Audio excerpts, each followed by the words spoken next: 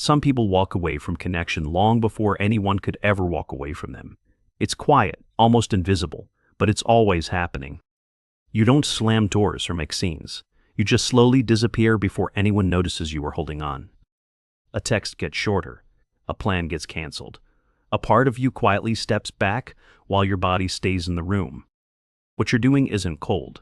It's protection wearing the costume of distance, and it started long before this relationship. Most people think leaving early is about not caring enough, but for you, it's almost always about caring too much, too soon. You felt the closeness rising. You felt the warmth becoming something real, and something inside you whispered, "Leave before this hurts." There's a specific psychology behind this pattern. It's called preemptive withdrawal, and it's how sensitive nervous systems try to survive love. You learned somewhere that connection eventually becomes loss, so your mind decided it was safer to be the one who left first. It feels like control, but it's really grief on a schedule. You're mourning people who haven't even gone anywhere yet. You don't trust the calm parts of a relationship. The peaceful moments make you suspicious instead of comforted. Something must be coming. So you start scanning their tone, their delay, the small shift in their energy. You read everything like a warning sign. And the strange part is what happens next. You begin pulling away from the very person you wanted closest to you. You tell yourself you're just busy. You convince yourself the feelings were never that deep anyway. The lie is the anesthesia. But underneath, there's a younger version of you who learned this move early, a child who watched love arrive, then leave without explanation. That child decided something important. If I leave first, I won't have to feel that again. And that decision still runs the show. Imagine sitting across from someone who genuinely likes you. They lean in, they laugh, they want more of you. Your stomach tightens instead of opening. Most people would call that a moment of joy. For you, it registers as a quiet alarm. Something good means something is about to break. This is the deeper layer most people miss. You're not afraid of being abandoned.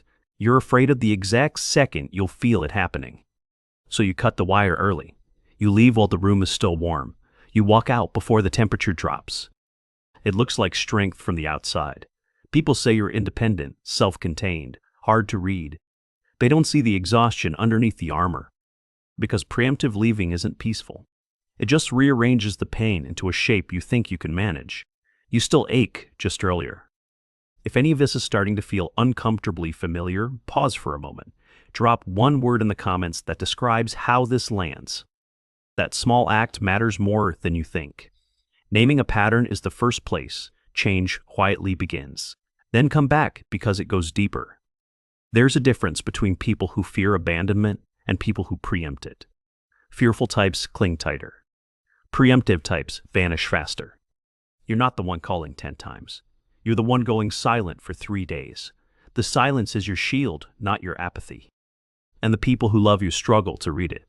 They feel you slipping, but can't locate the exit you're using. You're already half gone.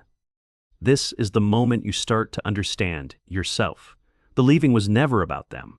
It was about a wound you never got to name. Somewhere in your history, someone important became unreachable. Maybe slowly, maybe overnight, maybe physically, maybe emotionally in the same house. You didn't get an explanation. You just got an absence shaped like a person you used to trust, and your nervous system took notes. It decided closeness was a setup. It decided warmth was a prelude. It decided the safest position in any relationship was near the door. That's why first dates feel easier than fifth dates. The fifth one means something is forming. The forming is what terrifies you. Notice the rhythm of your own relationships. There's often a moment, around week 6 or month 3, where you start pulling back, almost on cue. That timing isn't random. That's the point where your body recognizes attachment forming. And attachment for you has always been the beginning of loss. So you create reasons. They chew loudly. They text too much. They text too little. Suddenly nothing about them works anymore. But the truth is quieter and sharper. They started to matter. And mattering people are exactly the ones your system was trained to fear. What makes this even harder is how convincing your reasons feel. The flaws you find are real, but they're not why you're leaving. You're leaving because you finally felt something, and feeling something means you have something to lose, and losing has always been your ceiling. This is where the pattern becomes a prison. Every relationship ends before it could fail, which also means it ends before it could succeed. You never get to see what stays. You only get to confirm, over and over, that you were right to leave early. The proof loops. And then comes the loneliness. Not the loud kind. The quiet kind that lives in your kitchen at 11 p.m. when the day finally exhales. You wonder why no one ever truly knows you. You forget that you've been the one closing the door, one polite goodbye at a time. This is the part nobody talks about. Preemptive leavers are often the loneliest people in the room, because you trade depth for safety constantly. You collect almost relationships like souvenirs. Each one ended at the same point, right before it could have become real. Psychology calls this avoidant attachment, but the label is the smallest part.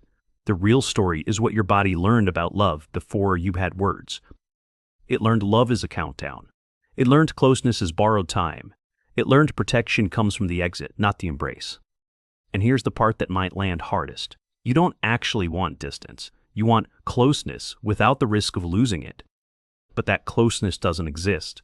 Every real connection carries the possibility of ending, and your healing is learning to stay anyway. Staying doesn't mean staying with everyone. Some people should leave your life. That's discernment, not avoidance. Staying means not running from the right people just because they make you feel something real. That's the work. That's the edge. You'll know the difference because real connection feels warm and slightly terrifying at the same time. Avoidance only feels relieving for a moment. After preemptive leaving, there's almost always a quiet ache, a whisper that asks, "What if I left someone good?" That whisper is information. This is the moment you stop fighting it. You stop calling your leaving independence. You start calling it what it is, an old strategy. Strategies were never the enemy. They kept you alive in environments that didn't know how to hold your sensitivity. They were brilliant then. But strategies built for survival aren't built for intimacy. The thing that saved you at 8 years old is now the thing isolating you at 30. You don't have to hate the part of you that leaves. You just have to thank it and slowly take the keys back. Because somewhere inside you, there's a version of you that wants to stay. That version is quiet, careful, easy to overlook. But it's there. It shows up in the moments you almost text back, the moments you almost say, "I missed you," the moments you almost stay one more day.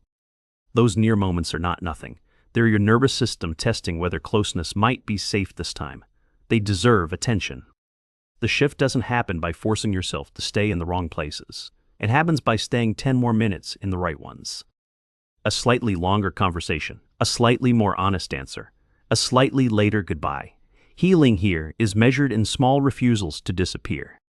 You also have to grieve the people you left, who didn't deserve to be left. Not with guilt, but with truth. They were real. Some of them loved you. Some of them would have stayed, and you'll never fully know because you left before the story finished. That grief is not punishment. It's the doorway. Because once you feel what your leaving cost, you become less willing to repeat it. This is the moment everything begins to make sense. The cold isn't who you are. It's what you built to survive being too open as a child. Underneath the distance is someone deeply tender. Someone who feels everything. Someone whose biggest fear was always being too much, then losing everything anyway. You were never heartless. You were over-hearted, and no one taught you how to hold that much feeling without bracing for impact. So you bracing became leaving, and leaving became identity, and identity became the loneliness you keep trying to explain away. But identity can update.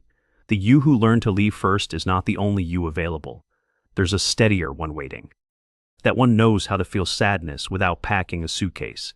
That one knows how to hew silence without assuming abandonment. That one can stay.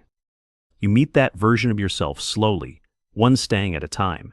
Each time you don't run, you teach your body a new ending is possible. And one day, you'll be in a quiet room with someone who matters. The old urge will rise, the exit will glow in your mind. And instead of leaving, you'll take a breath. You'll let the moment be uncertain. You'll let yourself be seen without disappearing. That breath is the entire shift. That breath is years of work compressed into one ordinary second. Most people will never notice it happen. But you will, because you'll feel something land inside you that's been waiting since childhood. Something that finally believes staying is allowed. If this is touching something in you, take a moment before you scroll away. Ask yourself honestly, who did I leave before they could leave me? You don't have to answer out loud. Just letting the question exist begins something. Awareness is the first form of return. And if a name came to mind, notice what your body did. Notice the tightness, the softness, the regret, the relief. All of it is data. You're not broken for leaving early. Here's someone who once needed an exit and forgot they were allowed to build a door instead. Doors open both ways. They let you leave when you need to, and stay when you want to. That's the difference you're learning now. If this resonated, leave a comment with one word that describes the version of you that's been leaving too soon. Even one word changes something.